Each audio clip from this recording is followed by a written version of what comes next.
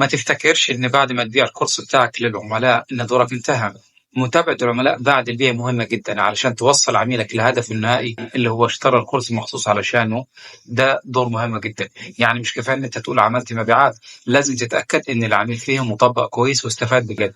ولو الكورس بتاعك مثلا عن التسويق، اسأله هل بدأت تطبق، هل في نتائج، محتاجين دعم في شيء معين. المتابعة مش بس بتساعدهم، دي كمان بتفيدك أنت شخصيا كمدرب.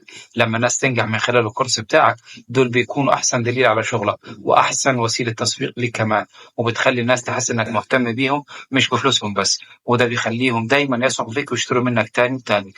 المدرب الشاطر مش اللي بيبيع ويختفي، إنما المدرب اللي بيكمل مع العميل لحد ما العميل يوصل للنتيجة النهائية اللي كان بيحلم بيها قبل ما يشتري الكورس. اكتب لنا في التعليقات إيه نوعية الكورس بتاعك، وأنا هقول لك إزاي توصل عميلك لهدفه النهائي بعد ما يشتري الكورس منك. شكرا على المشاهدة، وما تنساش تعمل متابعة، وإن شاء الله نشوفك فيديوهات جاية.